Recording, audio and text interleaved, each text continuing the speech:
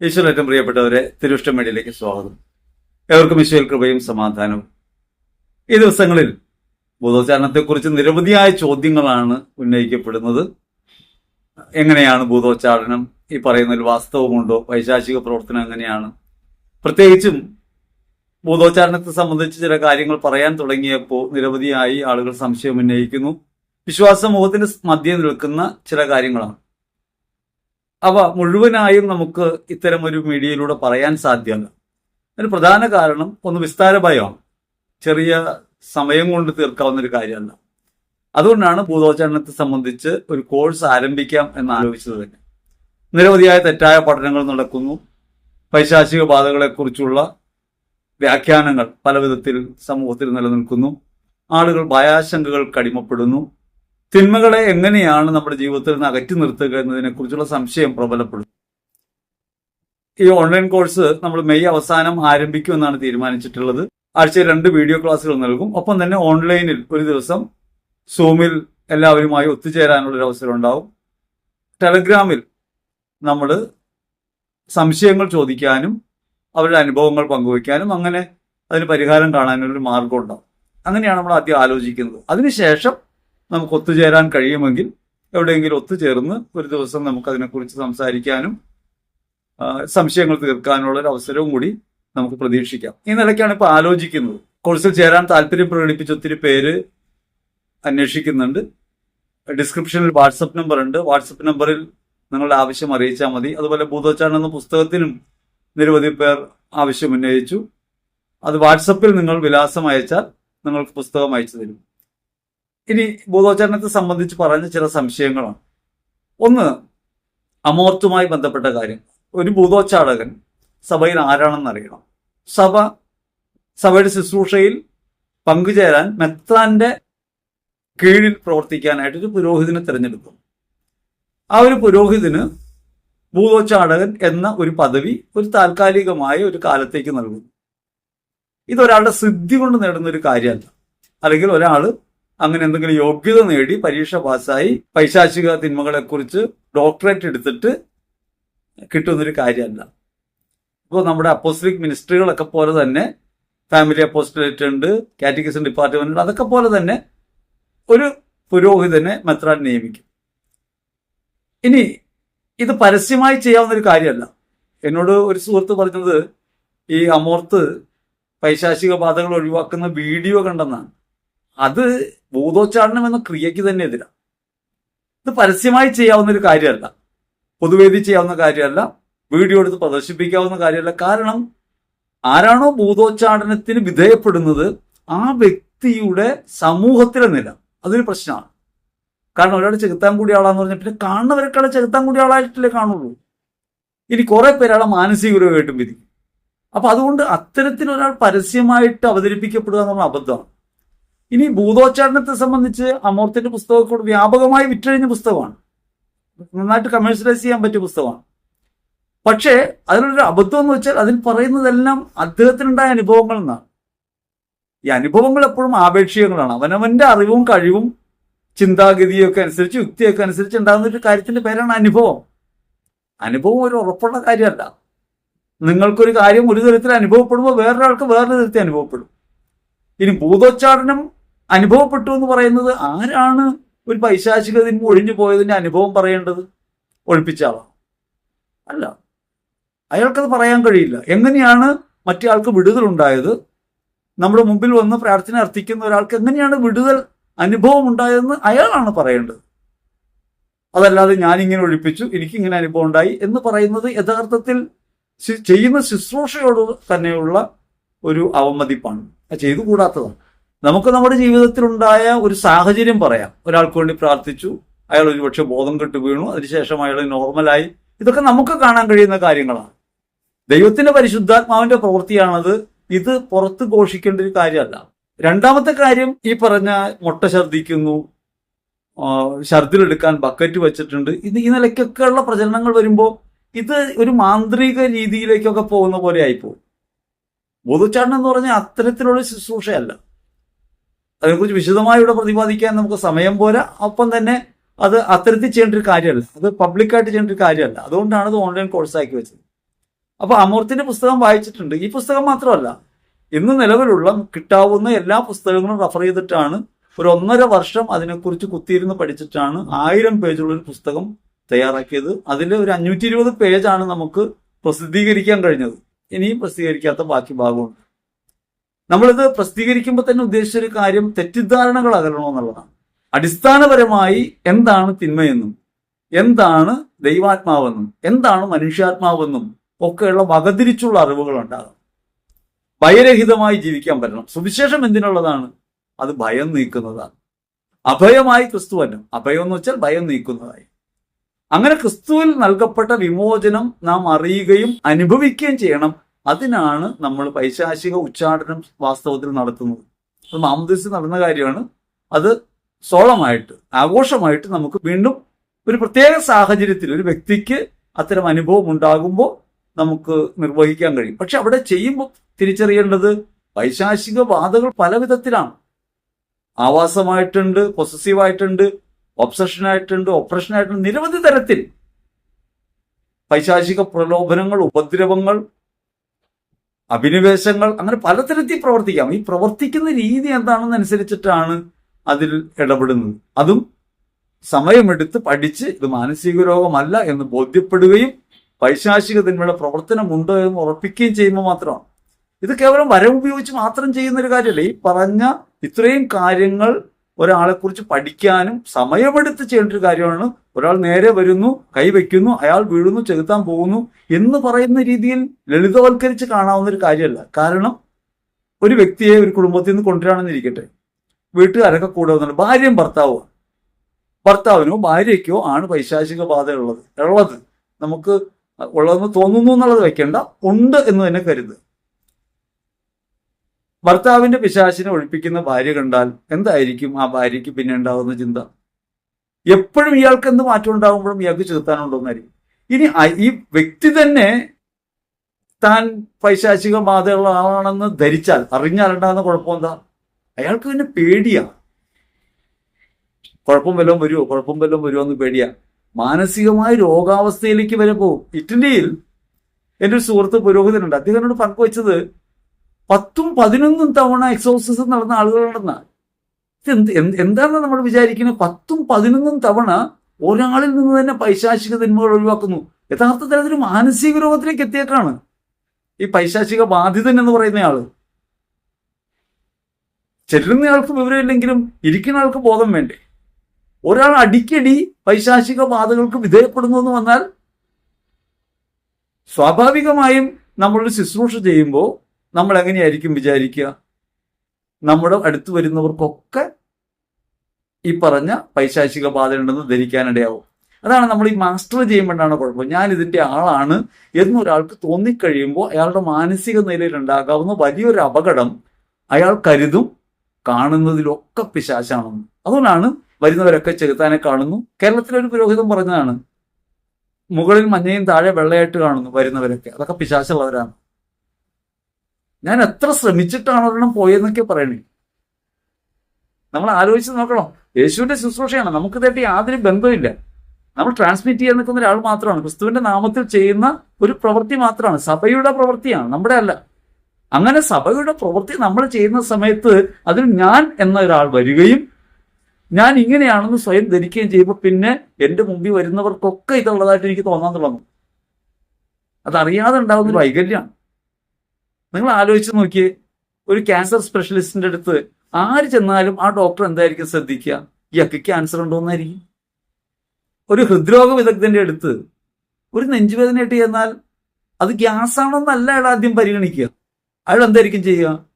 അയാള് echo test എടുപ്പിക്കുന്നു, ECG എടുക്കുന്നു, ത്രെഡ്മില്ലിൽ കയറ്റുന്നു. അങ്ങനെയായിരിക്കും ടെസ്റ്റ് ചെയ്യുക. കാരണം അയാളുടെ തലച്ചോറിനകത്ത് മുഴുവനുള്ളത് വരുന്നവരൊക്കെ ഹൃദ്രോഗികളാണ്.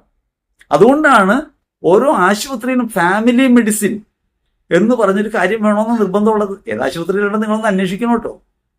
ഈ സ്പെഷ്യലിസ്റ്റ് ആശുപത്രികളുടെ കാലമാണല്ലോ. ഒരു ആശുപത്രിയിൽ ഫാമിലി ഫിസിഷ്യൻ വേണം. അദ്ദേഹം അവിടെ ചെല്ലുമ്പോഴത്തേക്ക് കുറെ നേരം സംസാരിച്ച് ഈ വ്യക്തിയുടെ പ്രശ്നങ്ങളൊക്കെ മനസ്സിലാക്കി ഏത് വിഭാഗത്തിലാണ് ചികിത്സ വേണ്ടതെന്ന് തീരുമാനിക്കേണ്ടത് ആ ഡോക്ടറാണ്. അതേപോലെ ഒരാൾ വരുമ്പോൾ ഒരു ശുശ്രൂഷകൻ എന്ന നിലയ്ക്ക് അയാളുടെ ജീവിതത്തിലെ പ്രശ്നം എന്താണെന്ന് പഠിക്കാൻ, അയാളെക്കുറിച്ച് ആലോചിക്കാനും പ്രാർത്ഥിക്കാനും സമയം കണ്ടെത്തുക എന്നുള്ളതാണ് പ്രധാനം. അയാളെ കേൾക്കുക, അയാളുടെ ജീവിതത്തെ മനസ്സിലാക്കുക, അയാളുടെ രോഗാവസ്ഥകൾ മനസ്സിലാക്കുക, അയാളുമായി ബന്ധപ്പെട്ട കാര്യങ്ങളെക്കുറിച്ച് ആഴമായ ബോധ്യം ഉണ്ടാകുക. ഇനി അയാൾക്ക് മാനസികമായ വൈകല്യമാണോ, പൈശാചിക ബാധയാണോ, ഇങ്ങനെയൊക്കെ വിവേചിക്കാൻ സമയം വേണം. നമ്മൾ കണ്ണടച്ച് പ്രാർത്ഥിച്ചു, പരിശുദ്ധാത്മാവ് പറഞ്ഞു എന്ന് പറഞ്ഞ് പല കാര്യങ്ങളും ചെയ്യുമ്പോൾ അത് സ്വന്തം ആത്മാവിന്റെ പ്രവൃത്തിയായിട്ട് മാറാം. സന്ദേശങ്ങൾ അങ്ങനെ 3 വിധത്തിൽ വരാം: ദൈവാത്മാവിൽ നിന്നും, മനുഷ്യാത്മാവിൽ നിന്ന്, പിശാചിൽ നിന്നും. അപ്പൊ ഇതുപോലെ നമ്മളിങ്ങനെ ഒരാൾക്ക് ബാധയുണ്ടെന്ന് പറയുമ്പോൾ മറ്റേയാൾ ഇയാൾ ബാധയുള്ള ആളായിട്ട് കാണും. സ്വയം തന്നെ എനിക്ക് ബാധയുണ്ടെന്ന് സംശയം ഉണ്ടാകാനിടയാവും. ഇത്തരത്തിൽ പറ്റാവുന്ന അബദ്ധങ്ങൾ നിരവധിയായി നമ്മുടെ സമൂഹത്തിനകത്തുണ്ട്. ഭയന്ന് കഴിയുന്നവരുണ്ട്, മുറി കയറാൻ കഴിയാത്തവരുണ്ട്, കട്ടിലെ കിടന്നുറങ്ങാൻ കഴിയാത്തവരുണ്ട്. അതുകൊണ്ടാണ് ഇതിനെക്കുറിച്ച് സംസാരിക്കുന്നത്. അപ്പോൾ അമോർത്തിനെ അറിയാം, അമോർത്തിന്റെ പുസ്തകവും വായിച്ചിട്ടുണ്ട്. ആ പുസ്തകത്തിൽ പറഞ്ഞ കാര്യങ്ങളും അതിനെയൊക്കെ വിമർശനാത്മകമായി നോക്കിക്കണ്ടുകൊണ്ടും സഭയുടെ പ്രബോധനങ്ങളും ആധികാരിക ഗ്രന്ഥങ്ങളും ഒക്കെ പഠിച്ചിട്ട് തന്നെയാണ് നമ്മൾ ഈ ഭൂതോച്ചാടനം എന്ന പുസ്തകം എഴുതിയത്. ആ പുസ്തകം എഴുതുന്നതിന് മുമ്പ് ശുശ്രൂഷ ചെയ്യുന്ന ആളാണ്. അതുകൊണ്ട് ഞാൻ നിങ്ങളോട് പറയുന്നത്, പ്രധാനമായും ശ്രദ്ധിക്കേണ്ടത് നമ്മൾ കേട്ട കഥകൾ, അനുഭവങ്ങൾ എന്നിവിടെ പിന്നാലെ പോകുകയല്ല. എന്താണ് ദൈവശാസ്ത്രം അതിനെക്കുറിച്ച് പറയുന്നത്, എന്താണ് സഭ അതിനെക്കുറിച്ച് പറയുന്നത്, എന്താണ് വാസ്തവം എന്നതിനെക്കുറിച്ചുള്ള ആഴമേറിയ ബോധ്യം നമുക്കുണ്ടാകണം. സംശയമുള്ളവർ ആ നിലയ്ക്കാണ് പരിഹരിക്കേണ്ടത്, കുറുക്കു വഴികൾ തേടരുത്. അതാണ് അതിനെക്കുറിച്ച് പറയാനുള്ളത്. രണ്ടാമത്തെ കാര്യം ചോദിച്ചത്, പാദ്രി പിയോക്ക് ഇങ്ങനെ പൈശാചിക ബാധയുമായി ബന്ധപ്പെട്ട അനുഭവങ്ങൾ ഉണ്ടായല്ലോ, പിശാച് പിയോയുടെ മുമ്പിൽ വന്ന അനുഭവങ്ങളുണ്ടല്ലോ. പിയോയ്ക്ക് മാത്രമല്ല, മറിയം ത്രേസ്യ കേരളത്തിൽ ജഗത്താൻ വരുന്നതായിട്ടുള്ള അനുഭവം ഉണ്ടായിട്ടുണ്ട്. നിങ്ങൾ കേട്ടിട്ടില്ലാത്തൊരു കാര്യം ഞാൻ പറയാം. സാറ അമ്മ എന്ന് പറയുന്ന ഒരു മരുഭൂമിയിൽ താമസിയുണ്ടായി. സാറ അമ്മ സാറ വ്യഭിചാരത്തിന്റെ ദുരാത്മാവിനാൽ നിരന്തരം പ്രലോഭിപ്പിക്കപ്പെട്ടിരുന്ന ഒരാളാണ്. വ്യഭിചാരത്തിന്റെ ദുരാത്മാവിനാൽ നിരന്തരം പ്രലോഭിപ്പിക്കപ്പെടുക, അതായത് വ്യഭിചാരാസക്തി ഉണ്ടാക്കിക്കൊണ്ടിരിക്കുക. സന്യാസമാണ് പണി, പക്ഷെ ഉള്ളിൽ മുഴുവൻ വ്യഭിചാരം കൊണ്ടുവരിക. മാനസിക തലത്തിലാണ് പിശാച് പ്രവർത്തിക്കുന്നത്. അപ്പൊ മാനസിക തലത്തിൽ നിരന്തരം ഈ വ്യഭിചാരത്തെക്കുറിച്ചുള്ള ചിന്തകളാണ്. ഈ അമ്മ താമസിക്കുന്ന സ്ഥലത്തിന്, ആശ്രമത്തിന്റെ തൊട്ടരികിൽ ഒരു നദിയുണ്ട്. ഈ നദിയിൽ ആളുകൾ കുളിക്കാൻ വരും. അപ്പൊ അങ്ങോട്ടൊരിക്കലും നോക്കാതിരിക്കാൻ വേണ്ടി ജീവിതത്തിൽ ഒരിക്കലും കണ്ണുയർത്തി നോക്കാത്ത ഒരു തപസ്വിനിയാണ് സാറാമ്മ. കണ്ണുയർത്തി നോക്കിയില്ല, താഴേക്ക് നോക്കി തന്നെ ജീവിച്ചു. കാരണം നോക്കിയാൽ പ്രലോഭിപ്പിക്കപ്പെടും. അപ്പൊ ഈ ഇത്തരത്തിൽ പ്രലോഭിപ്പിക്കപ്പെടുന്ന ഒരാളാണ് സാറാമ്മ. ജീവിതത്തിൽ ഒരിക്കലും കണ്ണുയർത്തി നോക്കിയിട്ടില്ല. അവസാനം പിശാച് ഒരു മനുഷ്യ രൂപത്തിൽ, പുരുഷന്റെ രൂപത്തിൽ അമ്മയുടെ മുമ്പിൽ പ്രത്യക്ഷപ്പെട്ടു, പ്രലോഭിപ്പിക്കാൻ നോക്കി. അപ്പോൾ അമ്മ എതിർത്തു നിന്നു, ദൈവാത്മാവിൽ ആശ്രയിച്ചു, പിശാചിനെ തോൽപ്പിച്ചു. അപ്പൊ പിശാച് പറഞ്ഞു, നീ ഭയങ്കരയാണല്ലോ, നീ ഭയങ്കര ശക്തയാണല്ലോ എന്ന് പറഞ്ഞു. അപ്പൊ അമ്മ പറഞ്ഞു, ഞാനല്ല, എൻ്റെ കർത്താവാണ്. കാരണം അപ്പൊ അഹങ്കാരത്തിലേക്ക് വീഴും. അപ്പൊ ഇത് ഒരു കഥയാണ്,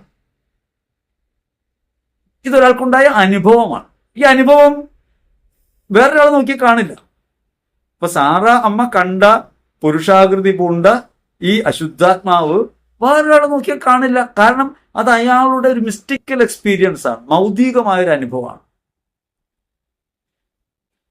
അത് യഥാർത്ഥത്തിൽ ചെലുത്താമെന്നാണോ? അല്ല.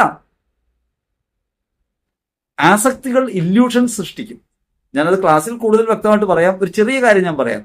നമ്മളിപ്പോ കണ്ണോട് കണ്ടിട്ടാണല്ലോ അകത്ത് കാഴ്ച ഉണ്ടാവണേ. കണ്ണുകൊണ്ട് കാണാതെ അകത്ത് കാണാൻ പറ്റും, ചെവി കൊണ്ട് കേൾക്കാതെ അകത്ത് കേൾക്കാൻ പറ്റും. കാരണം കരണങ്ങളിലൂടെ അല്ലാതെ പ്രവർത്തിക്കുന്ന ഇന്ദ്രിയങ്ങൾ നമുക്കുണ്ട്. അന്ന് ഇന്ദ്രിയങ്ങളെ കുറിച്ചുള്ള ക്ലാസ് പറഞ്ഞപ്പോൾ ഞാനത് പറഞ്ഞതാണ്. നമ്മുടെ അകത്ത് നിഗൂഢമായ ഇന്ദ്രിയങ്ങളുണ്ട്, പുറമേയുള്ള കാഴ്ച വേണമെന്നില്ല. ഇനി സാമാന്യഗതിയിൽ നമ്മുടെ നയനേന്ദ്രിയം, കണ്ണിലൂടെ കടന്ന് നയനേന്ദ്രിയം എന്ന് പറയില്ലേ, ആ നയനേന്ദ്രിയത്തിന് കണ്ണടച്ചാലും കാണാൻ പറ്റും. അതുകൊണ്ടാണ് കണ്ണില്ലാത്തവരും സ്വപ്നം കാണുന്നത്, അന്ധരും സ്വപ്നം കാണുന്നുണ്ട്.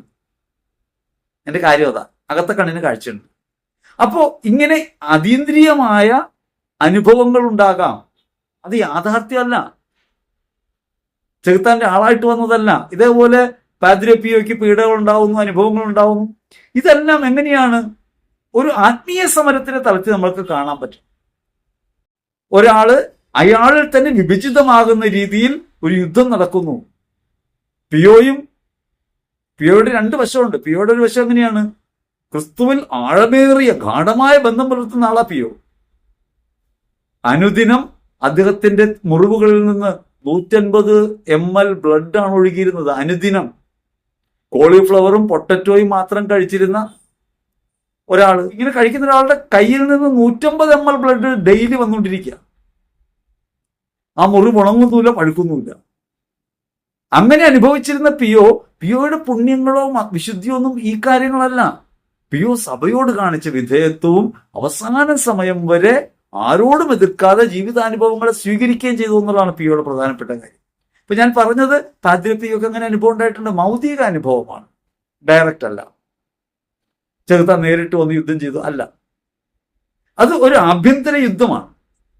ആ ആഭ്യന്തര യുദ്ധം ബാഹ്യേന്ദ്രിയങ്ങളിലൂടെ അല്ലാതെ അനുഭവിക്കാൻ കഴിയും. ഭൗതിക ദർശനങ്ങളും ഭൗതിക അനുഭവങ്ങളും ഉണ്ടാകും. അങ്ങനെ ഉണ്ടാകുന്ന ഒരു കാര്യത്തെക്കുറിച്ചാണ് പറയുന്നത്. മറിയം ത്രേസ്യയുടെ അടുത്ത് അങ്ങനെ അനുഭവം ഉണ്ടായിട്ടുണ്ട്. ചെകുത്താൻ അങ്ങനെ വന്നിട്ടുണ്ട്. ഇനി ചെകുത്താൻ വന്നെന്ന് പറയുമ്പോൾ നമുക്ക് സമ്മതിക്കാൻ പറ്റൂലായിരിക്കും. പക്ഷെ ചെകുത്താൻ വന്നെന്ന് പറയുമ്പോൾ ഇപ്പൊ നിങ്ങൾ പറയും അത് യാഥാർത്ഥ്യമാണെന്ന് പറയും. അങ്ങനെയാണെങ്കിൽ ഈശോ വന്നതോ? ഈശോ വന്ന എങ്ങനെയാണെന്നറിയാമോ? ഔസേപ്പിതാവും മാതാവും കൂടിയാ, തിരുക്കുടുംബമായിട്ടാ. ഈശോയ്ക്ക് 12 വയസ്സുള്ള രൂപത്തിൽ വന്നെന്നാ പറയണേ. എന്നിട്ട് മറിയം ത്രേസ്യയായിട്ടേ ചതുരംഗം കളിച്ചത്രേ. നമുക്കറിയാം ഈശോ കുരിശിൽ മരിച്ചതാ, ഉദ്ധിതനായി. ആ ഈശോ പിന്നെ 12 വയസ്സുകാരനായിട്ട് പിന്നെ എങ്ങനെ? അത് മൗതിക അനുഭവമാണ്. മിസ് അന്തോണിന്റെ അടുത്ത് ഈശോ വരുന്നുണ്ട്. നമ്മൾ കാണില്ലേ ബൈബിള് മേലുണ്ട് ഈശോ നിൽക്കുന്നത്. ഈശോ വന്ന് സംസാരിച്ചുകൊണ്ടിരുന്നപ്പോഴത്തേക്കും അവിടെ കമ്മ്യൂണിറ്റി പ്രയറിന് സമയമായപ്പോ അന്തോണി പറഞ്ഞു, എനിക്ക് പ്രാർത്ഥിക്കാൻ പോണം, അതുകൊണ്ട് ഈ കട്ടിനടി നിന്നോളാൻ പറഞ്ഞു. പുണ്യേശുമായിട്ടാ വന്നത്, കട്ടിനടി വെച്ചിട്ട് പോയി. തിരിച്ചു വരുമ്പോ ഈശോ വളർന്നു നിന്നിരുന്നാ പറയണേ. ഇത് മൗതിക അനുഭവമാണ്. അപ്പൊ അതുകൊണ്ട് ശുദ്ധീകരണാത്മാക്കൾ പോകുന്നതായിട്ട് കാണുന്നു. പല അനുഭവങ്ങളും ഇങ്ങനെ ഉണ്ടാവും. ഈ അനുഭവങ്ങളെ നമുക്ക് അമൂർത്തമായ അനുഭവങ്ങളാണ്, ഭൗതികമായ അനുഭവങ്ങളാണ്, മിസ്റ്റിക്കൽ എക്സ്പീരിയൻസ് ആണ്. അതല്ലാതെ നേരിട്ട് വരുന്ന കാര്യമല്ല. അപ്പൊ അതുകൊണ്ട് ഈ പീഡ സഹിച്ചു എന്ന് പറയുന്ന മിക്കവാറും ആത്മാക്കൾക്ക് ഇതുണ്ടായിട്ടുണ്ട്. നമ്മുടെ മദർ തെരേസ അവസാന സമയമായപ്പോ നിരാശയും നിഷേധവും ഒക്കെ ആയിട്ടാണ് ജീവിച്ചത്. അത് തിന്മയുടെ പ്രവർത്തനമാണ്. തിന്മയുടെ പ്രവർത്തനം എന്ന് വെച്ചാൽ പുറത്തുനിന്ന് ചെകുത്താൻ വന്ന് യുദ്ധം ചെയ്യുന്നതല്ലെന്നേ. നമ്മുടെ അകത്ത് തന്നെ ഉണ്ടല്ലോ തിന്മയുടെ ശക്തികൾ. നമ്മളെ സ്വയം വിഭജിക്കുന്ന തരത്തിലേക്ക് വരും. നിങ്ങൾ വിചാരിക്കുന്നത് മലമുകളിൽ പോയി പ്രാർത്ഥിക്കാതിരിക്കുന്ന ആളുകളൊക്കെ വിശുദ്ധന്മാരാണെന്നാണ്? നമ്മളിപ്പോൾ ആളുകളുടെ ഇടയിൽ നിൽക്കുമ്പോൾ നമ്മുടെ തോന്നൽ എന്താ? ഈ ചുറ്റുപാടി ജീവിച്ചിട്ടാണ്, കണ്ണുള്ളത് കൊണ്ടാണ്, ഇതൊക്കെ കണ്ടിട്ടാണ്, ഈ ആളുകളുടെ കൂടെ ആയിട്ടാണ് മോശമായി പോണേന്നല്ലേ. എന്നാൽ ഒരു മലമുകളിൽ ഒരു ഗുഹയ്ക്കകത്ത് വരുന്ന നോക്കിയേ, ഈ ലോകം മുഴുവനും കൂടി നിങ്ങളുടെ ഉള്ളിൽ വന്ന് നിങ്ങളെ ആക്രമിക്കാൻ തുടങ്ങും. ഒന്ന് ഏകാന്ത ദിവസമൊക്കെ എടുത്തു നോക്കണം. അങ്ങനെ ഒറ്റയ്ക്കിരുന്ന് ദൈവത്തോടൊപ്പമാകാൻ തീക്ഷ്ണമായി അഭിലഷിക്കുന്ന സമയത്ത് അകമേ നിന്ന് തന്നെ പ്രതികൂല ശക്തികൾ നമ്മെ ഭരിക്കാൻ തുടങ്ങും. മിസ്റ്റർ ഫ്രാൻസിസ് അസീസിന്റെ അടുത്ത് അങ്ങനെ വരുന്നുണ്ട് പിശാച്. തിക്കാമ്മയെ കാണാൻ പോകാൻ അനുവാദം ചോദിക്കാൻ വേണ്ടിയൊക്കെ പ്രാർത്ഥിക്കുന്ന സമയത്താണ് ഈ തിന്മ വരുന്നത്. അങ്ങനെ തിന്മ വന്ന് പ്രലോഭിപ്പിക്കുമ്പോ അസീസി പറയുന്നത് എന്താണെന്നറിയാം? നിങ്ങൾക്കത് കേട്ട ചിരി വരും. പിശാചിനോട് പറയുന്നതേ യേശുവിന്റെ നാമത്തിൽ പോകുന്നൊന്നും അല്ല അസീസി പറഞ്ഞത്. നിന്നെ ഞാൻ എന്റെ മലന്തിരിക്കും, അത്ര നികൃഷ്ടനാണ് നീ. ചെകുത്താനോട് പറഞ്ഞ കാര്യമാണ്. നമ്മുടെ ജീവിതത്തിനകത്ത് നമ്മുടെ ഇഷ്ടങ്ങൾക്കനുസരിച്ചല്ലാതെ അകമേ നിന്ന് വരുന്ന ആന്തരിക പ്രലോഭനങ്ങളുണ്ട്. അപ്പോ അതുകൊണ്ട് പാതിരപ്യയ്ക്കുണ്ടായ അനുഭവങ്ങൾ മൗതിക അനുഭവങ്ങളായി തിരിച്ചറിയണം. വിശുദ്ധാത്മാക്കൾക്കൊക്കെ ഇങ്ങനെ ഉണ്ടാകാറുണ്ട്, സാധാരണ മനുഷ്യർക്കും ഉണ്ടാകാറുണ്ട്. അവർ യുദ്ധം ചെയ്യാതെ പെട്ടെന്ന് വഴങ്ങുന്നത് കൊണ്ട് അടിയും പിടി ഉണ്ടാവാറില്ല. കൂടുതൽ ബലപ്രയോഗങ്ങൾ ഉണ്ടാകാറില്ല. നമ്മളോടൊരു സിനിമ കാണാൻ പ്രലോഭനം ഉണ്ടായി നമ്മൾ വേഗം കാണും. പിന്നെന്താ പ്രലോഭനം? നമ്മൾ പ്രത്യേകിച്ച് പ്രലോഭിപ്പിക്കാനൊന്നുമില്ല. നമ്മളോട് ഒരു വസ്തു നോക്കി കൊതിക്കാൻ പറയേണ്ട കാര്യമുണ്ടോ? നോക്കി കിട്ടിയാൽ മതി, നമ്മൾ കൊതിച്ചോളും. പിന്നെ എന്തിനാ പിശാചിന് പണി? പൈശാചിക തിന്മകൾ നമ്മുടെ അകത്ത് പ്രവർത്തിക്കുന്നത്, അല്ലെങ്കിൽ നമ്മുടെ പ്രകൃതമായ പാപത്തിന്റെ ശക്തികൾ നമ്മോട് യുദ്ധം ചെയ്യുന്നത് നമ്മൾ അവയെ നിരാകരിക്കാൻ ശ്രമിക്കുമ്പോഴാണ്. അതുകൊണ്ടാണ് പ്രാർത്ഥിക്കാൻ തുടങ്ങുമ്പോഴാണ് അടിമുറുക എന്ന് പറയും. അതല്ലാതെ ചെകുത്താനൊക്കെ കൂടി നമ്മൾ ആക്രമിക്കാൻ തുടങ്ങുന്നല്ല. ധ്യാനം കൂടി വീട്ടിൽ ചെന്നപ്പോൾ കലഹം ഉണ്ടായി, ചെകുത്താൻ വന്നാന്ന് നമ്മൾ പറയണേ. അവിടെയുള്ള ചെകുത്താനൊക്കെ ഇളകിന്ന് വീട്ടുകാരുടെ. ധ്യാനം കൂടി വിശുദ്ധനായല്ലോ, അങ്ങനെ പുണ്യവാനായിട്ട് നമ്മൾ ചെന്നേക്കാണ്. അപ്പൊ വീട്ടിൽ ഭാഗില് ബഹളം. അപ്പൊ പറയാണ് ചെകുത്താൻ ഇളകിയതാ. എപ്പോഴാ? നമ്മൾ പരിശുദ്ധാത്മാവായിട്ട് അങ്ങനെ വന്നപ്പോൾ അവിടെ ഇരിക്കുന്ന ചെകുത്താൻ ഇളകിയതാന്നാ. അവരെന്താ പറയണെന്ന് അറിയാമോ? ധ്യാനം കൂടിയിട്ട് ചെകുത്താൻ കൂടി വന്നേക്കാന്ന്. ഇവിടെ യഥാർത്ഥത്തിൽ സംഭവിക്കുന്നത് എന്താണെന്നറിയാമോ? നമ്മൾ ധ്യാനം കൂടി കുറെ തീരുമാനങ്ങളൊക്കെ എടുത്തു. നമ്മൾ ആഭ്യന്തര സംഘർഷത്തിലാണ് വീട്ടിലേക്ക് വരുന്നത്. നമ്മൾ അറിയണില്ല. കാരണം നന്മ ചെയ്യണം, ചെയ്യാൻ പറ്റില്ല, ചെയ്യണം, ഇത് യുദ്ധത്തിലാണ് വരുന്നത്. ഇവിടെ വന്ന് ചെറിയൊരു പ്രകോപനം ഉണ്ടാകുമ്പോൾ നമ്മൾ പൊട്ടിത്തെറിക്കും. അവരാണെങ്കിൽ എന്താണെന്നറിയാമോ? അവര് ദൈവം ഒരു ഉപകരണമാക്കാണ്. നമ്മൾ വരുമ്പോഴത്തേക്ക് നമ്മൾ പിച്ചാനും തോണ്ടാനും വരും. എന്തിനാണെന്നറിയാമോ? നമ്മൾ അവർക്ക് അപ്പമായി മാറുമെന്ന് പറയണം. പക്ഷെ നമ്മളെന്ത് പറയും? വിട്ടുതരില്ല എന്ന് പറയും. അപ്പോഴടിയുണ്ടാവണേ. ആർക്കാ കുറ്റം? നാട്ടിൽ എന്ത് കുഴപ്പമുണ്ടായാലും ആ കുറ്റം മുഴുവൻ പുണ്ടയ്ക്കാന്ന് പറയുന്ന പോലെയാണ്. എവിടെ എന്ത് പ്രശ്നം ഉണ്ടായാലും അവനവന്റെ അഹങ്കാരമോ അവനവന്റെ ജീവിത നിലപാടുകളോ ആഭ്യന്തര സംഘർഷം ഒന്നും കണക്കിലെടുക്കാതെ മുഴുവൻ കുറ്റം ആർക്കാ ചാർത്തി കൊടുക്കണമെന്നറിയാമോ? ചെകുത്താനാ. അവനത് വലിയ ഇഷ്ടമാണ്.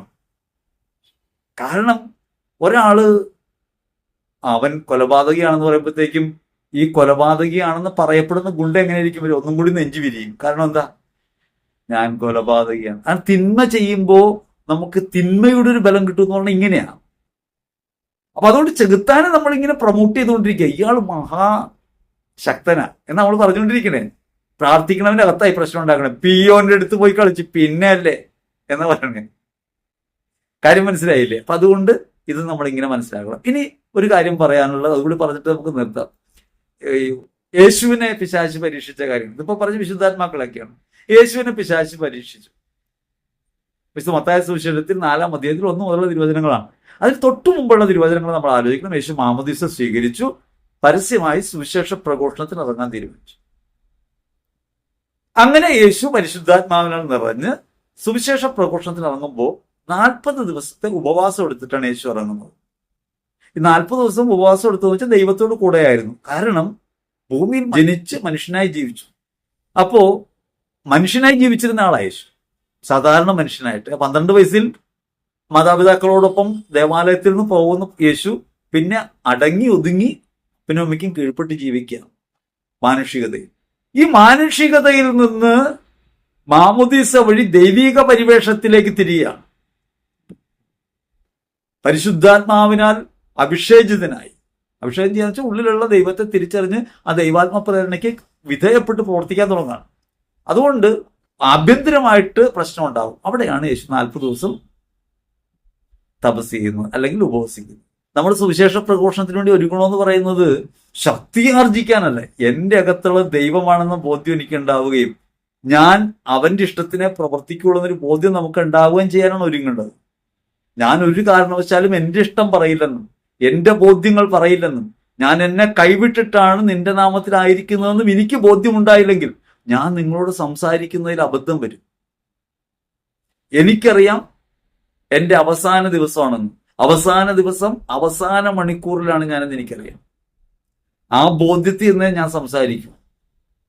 അങ്ങനെ ഒരു ബോധ്യം എനിക്കുള്ളത് കൊണ്ടും എനിക്കിതുകൊണ്ട് മെച്ചമുണ്ടാകരുതെന്നും എനിക്ക് ഒന്നും വേണ്ടെന്നും ഞാൻ ദൈവത്തോട് പറയാൻ തീരുമാനിക്കുമ്പോൾ മാത്രമേ നിർവ്യാജമായി എനിക്ക് നിങ്ങളോട് സുവിശേഷം പറയാൻ പറ്റൂ. അങ്ങനെ ജീവിതം ഉപേക്ഷിച്ച് ദൈവത്തെ ശുശ്രൂഷിക്കണമെങ്കിൽ അവനവനോട് യുദ്ധം ചെയ്യേണ്ടി വരും. സ്വന്തം ഇഷ്ടങ്ങളോടും താല്പര്യങ്ങളോടും ജീവിതാവസ്ഥകളോടും ഞാൻ നിരന്തരം കലഹിക്കേണ്ടി വരും. അങ്ങനെ കലഹിക്കാനുള്ള ഒരുക്കമാണ് സുവിശേഷ പ്രഘോഷകൻ ഉണ്ടാകേണ്ടത്. അതാണ് യേശു കാണിച്ചു തരുന്നത്. തന്റെ ദൈവത്വം തനിക്ക് വേണ്ടി എന്തെങ്കിലും ഒരു സൗജന്യം അല്ലെങ്കിൽ എന്തെങ്കിലും ഒരു പിൻബലം നൽകുന്നതായി ഉണ്ടാവരുത്. താൻ ദൈവപുത്രനാണ് എന്നത് എന്തെങ്കിലും തരത്തിൽ തനിക്ക് ഉപകാരമായി ഉണ്ടാകരുത് എന്ന നിഷ്ഠ ഉറപ്പിക്കണം. അവിടെ നിന്നാണ് പ്രവർത്തനം ആരംഭിക്കാൻ പറ്റുക. സുവിശേഷ പ്രഘോഷത്തിലും വേണ്ട കാര്യമുണ്ടോ ഞാൻ ഈ പറയുന്നത്? അല്ലാണ്ട് 4 ദിക്കിനെയും ബന്ധിച്ചിട്ട് സുവിശേഷം പറയാൻ പോകാന്നാണല്ലോ വിചാരിക്കണ്ടേ. അങ്ങനെയാണ് ഇപ്പൊ പറഞ്ഞുകൊണ്ടിരിക്കണേ. സുവിശേഷം പറയുന്നതിന് ദിക്കുകളെ ബന്ധിച്ച് പ്രാർത്ഥിക്കും. ദിക്കുകളിൽ ഇരിക്കുകയാണല്ലോ ചെകുത്താന്മാര്. ഒന്നാമത് മനസ്സിലാക്കേണ്ട പിശാച അരൂപിയ. പിന്നെ ദിക്കിൽ പോയിരിക്കണ എങ്ങനെയാ? ഈ ദിക്കിന്റെ നാഥൻ, ദിക്കിന്റെ അരൂപി എന്നൊക്കെ പറയുന്നത് എവിടെ നിന്ന് കിട്ടിയതാ? ഇതൊക്കെ ക്രിസ്തുവിശ്വാസവുമായി ഏത് തരത്തിൽ ബന്ധപ്പെട്ടതാണ്? സുവിശേഷങ്ങളിൽ എവിടെയാണ് ഇങ്ങനെ ദിക്കിന്റെ ദേവനുള്ളത്?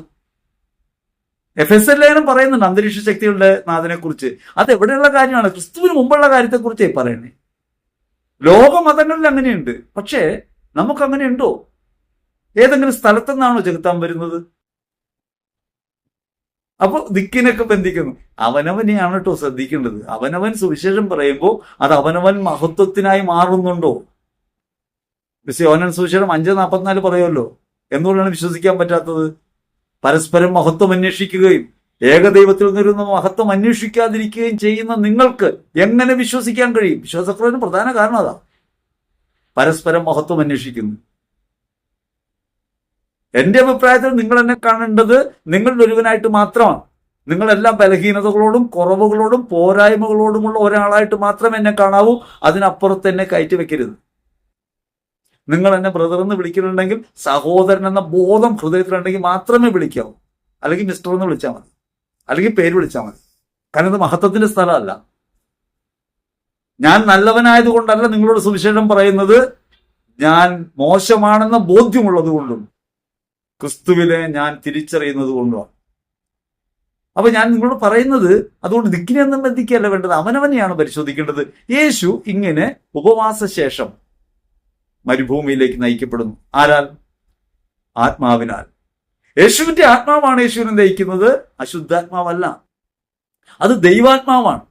ദൈവാത്മാവ് യേശുവിനെ മരുഭൂമിയിലേക്ക് നയിക്കുന്നതിനാ. യേശു എടുത്ത ഈ തീരുമാനം, സ്വയം സമർപ്പിക്കാനുള്ള, അഭിഷിക്തനാണെന്ന ബോധ്യത്തോടെ ലോകത്തിന് സുവിശേഷമായി സ്വയം നൽകാനുള്ള ഈ തീരുമാനത്തെ എന്ത് ചെയ്യണം? ഉറപ്പിക്കണം, ഡെമോൺസ്ട്രേറ്റ് ചെയ്യണം. അല്ലാണ്ട് യേശുവിനെ ചെകുത്താൻ കൊണ്ട് പരീക്ഷിച്ചതല്ല. നമ്മളിപ്പോഴും ധരിച്ചുകൊണ്ടിരിക്കുന്ന ഈ ചെകുത്താനാണല്ലോ നമ്മുടെ കേന്ദ്രം. ഇയാൾ ശക്തനാണെന്നാണല്ലോ നമ്മൾ പറഞ്ഞുകൊണ്ടിരിക്കണേ. നമ്മളിപ്പോഴും ആശ്രയിക്കുന്നത് ചെകുത്താനെയാണ്. നമ്മൾ ഈ കാടിന്റെ ഒക്കെ അടുത്തുകൂടി പോകുമ്പോ യേശു യേശു യേശു യേശു യേശു എന്ന് പറഞ്ഞു പോകില്ലേ? അതെന്തുകൊണ്ടാ? പേടിയുള്ളതുകൊണ്ടല്ലേ. ഇരുട്ടത്ത് ചെകുത്താൻ ഇരിക്കണത് പേടിയല്ലേ നമുക്കുള്ളത്? ഇരുട്ടത്ത് ചെകുത്താനുണ്ടെന്നുള്ള പേടി നമുക്ക് വിശ്വാസം ഉണ്ടെന്നേ. നമ്മളപ്പോ യേശു യേശു എന്ന് വിളിക്കണ ശരിക്കും പറഞ്ഞാൽ യേശുവിനെ അല്ല, നമ്മൾ ഈ ചെകുത്താനെ മനസ്സിൽ ഉറപ്പിച്ചിട്ടാ. അത് നമ്മൾ മനസ്സിലാക്കേണ്ട കാര്യമാണ്. അപ്പൊ ഞാൻ പറഞ്ഞത്, അപ്പൊ യേശു ഇങ്ങനെ പരീക്ഷിക്കപ്പെടുന്നു എന്നുള്ളത് നമുക്ക് എങ്ങനെയാണ് ഒരു പ്രലോഭനത്തെ അതിജീവിക്കാൻ കഴിയുക എന്ന് കാട്ടിത്തരാൻ 3 പ്രലോഭനങ്ങളാണ് പ്രധാനമായിട്ടുള്ളത്. ഒന്നെന്താണ്? ഒന്ന്, സ്വാഭാവികമായും ക്രൈസ്തവർ എന്ന നിലയ്ക്ക് നമുക്കുണ്ടാകാവുന്ന ഒരു പ്രലോഭനം പറയാം. നമ്മൾ ദൈവത്തിന്റെ മക്കളല്ലേ, നമ്മൾ പ്രാർത്ഥിച്ച പിതാവ് തരൂല്ലേ, നമ്മുടെ ഈശോ നമുക്ക് വേണ്ടി ചെയ്തു തരൂല്ലേ, മാതാവ് നമുക്ക് വേണ്ടി മധ്യസ്ഥം വഹിക്കൂലേ. അപ്പൊ അതുകൊണ്ട് നമ്മൾ പ്രാർത്ഥിക്കും, നമുക്ക് ചെയ്യാൻ പറ്റും. ഞാൻ ഈ ഒരു ബോധ്യത്തിലാണ്. എല്ലാ മനുഷ്യർക്കും വേണ്ടി നന്മ ചെയ്യുന്ന ഒരാളാണ് ദൈവം പിതാവ്. ശിഷ്ടന്റെ മേലും ദുഷ്ടന്റെ മേലും മഴ പെയ്യുകയും നീതിമാന്റെ മേലും നീതിരഹിതന്റെ മേലും സൂര്യൻ ഉദിപ്പിക്കുകയും ചെയ്യുന്ന ദൈവമാണ് നമ്മുടെ ദൈവം. പക്ഷെ നമ്മൾ വിചാരിക്കുന്നത് നമ്മൾ ക്രിസ്ത്യാനി ആയതുകൊണ്ട്, ദൈവത്തിന്റെ കൂടെ ആയതുകൊണ്ട്, ദൈവമക്കളെന്ന സ്ഥാനത്തിരിക്കുന്നതുകൊണ്ട് നമുക്ക് എല്ലാ കാര്യങ്ങളും നടന്നു കിട്ടും. അങ്ങനെ വിചാരമില്ലേ? ഈ വിചാരമാണ് ഒന്നാമത്തെ തടസ്സം. ശുശ്രൂഷകർക്ക് വിചാരമുണ്ട്. എങ്ങനെയാണെന്നറിയാമോ? ഞാൻ ശുശ്രൂഷകനാണ്, അതുകൊണ്ട് കർത്താവിന്റെ കാര്യങ്ങൾ നോക്കും. ചിലരൊക്കെ പറയാറുണ്ട് അങ്ങനെ. ശുശ്രൂഷയ്ക്ക് ഇറങ്ങിയിട്ട് കർത്താവ് പിന്നെ എന്നെ പരിപാലിച്ചു, എനിക്കൊരു കുറവുണ്ടായില്ല, വീടിന് വീട്, കാറിന് കാറ്, ലോറിക്ക് ലോറി, എല്ലാം കിട്ടി. നിങ്ങളോട് കാര്യം ഞാൻ പറയാം, ഈ വഴി എങ്ങാനും ഇറങ്ങാൻ തീരുമാനിക്കുന്നുണ്ടെങ്കിൽ അടിച്ചൊതുക്കി ഈ വണ്ണാക്കി തരും, ഒന്നും കയ്യിലുണ്ടാവൂല കേട്ടോ. ആ മാർഗത്തിലാണ് ചരിക്കുന്നതെങ്കിൽ നിങ്ങൾക്ക് കിട്ടാൻ പോകുന്നത് എന്തായിരിക്കും? 1 കൊരിന്ത്യർ 4:10-13. നിങ്ങൾ എല്ലാറ്റിന്റെയും ഉച്ചിഷ്ടം പോലെ ചപ്പും ചവറും പോലെയുമായിത്തീരും. എല്ലാത്തരം അസ്വസ്ഥതകളും സഹനങ്ങളും നിങ്ങൾക്ക് വരും. കാരണം ശുശ്രൂഷകൻ ക്രിസ്തുവിലേക്കാണ് പോകുന്നതെങ്കിൽ ഒരു കുരിശ് യാത്ര അനുഗമിക്കുകയാണ്. കുരിശ് കാൽവരിയിലെത്തും, നിശ്ചയമായും തറയ്ക്കപ്പെടും. അതുകൊണ്ട് പ്രഘോഷകർ ഞങ്ങൾക്ക് അത് കിട്ടി ഇത് കിട്ടി എന്നൊക്കെ പറയുമ്പോൾ നമ്മൾ മനസ്സിലാക്കേണ്ടത് കർത്താവിന്റെ നാമത്തിൽ ആരോഗ്യം പറ്റിച്ചെന്ന് മാത്രമാണ്. നാമം കർത്താവിന്റെയാണ്, പക്ഷെ അടിച്ചു മാറ്റുകയാണ് ചെയ്തത്. ഹല്ലേലൂയ ഹല്ലേലൂയ കണ്ണടച്ച് പിടിച്ചെന്ന് പറഞ്ഞിട്ട് പോക്കറ്റ് അടിക്കുന്ന പരിപാടിയാണ്. എല്ലാവരും കരങ്ങൾ ഉയർത്തി കണ്ണടച്ച് പിടിച്ച് പ്രാർത്ഥിക്കൂ, ഹല്ലേലൂയ പറയൂ. എന്ത് ശബ്ദം കേട്ടാലും തിരിഞ്ഞു നോക്കരുത്. പിന്നെ നോക്കുമ്പോൾ പോക്കറ്റ് ഒന്നും കാണുന്നില്ല. ആ പരിപാടി അത്. അപ്പൊ അതുകൊണ്ട് മനസ്സിലാക്കണം, യേശു ആദ്യത്തെ പ്രലോഭനത്തെ നേരിടുന്നത് നീ ദൈവപുത്രനാണെങ്കിൽ ഈ കല്ലുകളോട് അപ്പമാകാൻ പറയും. യേശു പറഞ്ഞു, മനുഷ്യൻ അപ്പം കൊണ്ട് മാത്രമല്ല ദൈവത്തിന്റെ അതിരത്തിൽ നിന്ന് പുറപ്പെടുന്ന ഓരോ വാക്കുകൊണ്ട് കൂടിയുമാണ് ജീവിക്കുന്നതെന്ന് എഴുതപ്പെട്ടിരിക്കുന്നു. എവിടെ എഴുതപ്പെട്ടിരിക്കുന്നു? നിയമാവർത്തനം 8:3 പറഞ്ഞത്. അത് ഹൃദയത്തിൽ എഴുതപ്പെട്ടിരിക്കുന്നു. പിശാച് തോറ്റു. രണ്ടാമത് അവൻ ചെയ്യുന്ന പരിപാടി എന്താ? അവൻ ഗോപുരത്തിന്റെ മുകളിൽ കയറ്റി. അപ്പൊ അവന് മനസ്സിലായി വചനം കൊണ്ടാണ് നമ്മളോട് കളിക്കണേന്ന്. എങ്ങനെ തോൽപ്പിച്ചേ? ഫസ്റ്റ് തോൽപ്പിക്കൽ വചനം കൊണ്ട്. പിന്നീട് പിശാച് ഒരു വചനം തിരിച്ചു പറയാം. അപ്പൊ ഗോപുരത്തിന്റെ മുകളിൽ നിന്ന് ചാടുക, എന്നിട്ട് ഒരു വചനം എടുത്തു വയ്ക്കുക. സങ്കീർത്തനം 91:12 നിങ്ങൾ എപ്പോഴും വായിക്കുന്ന വചനമല്ലേ? പുറത്തേക്കൊക്കെ ഇറങ്ങുമ്പോൾ നിന്റെ പാദം കല്ലിൽ തട്ടാതിരിക്കാൻ അവിടെ നിന്ന് തന്റെ ദൂതന്മാരോട് കൽപ്പിക്കും എന്ന് എഴുതപ്പെട്ടിട്ടുണ്ട്. വചനം കൊണ്ട് തിരിച്ചടിക്കാൻ. അപ്പോ പിശാച് വചനം കൊണ്ടും തിരിച്ചടിക്കും.